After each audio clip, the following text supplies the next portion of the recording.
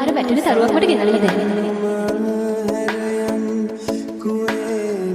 ඔන්න මට නම් තරුවක් ලැබිලා තියෙන්නේ.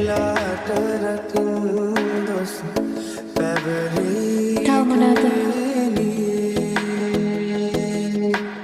ඒ තරුව දිලිසෙනවා.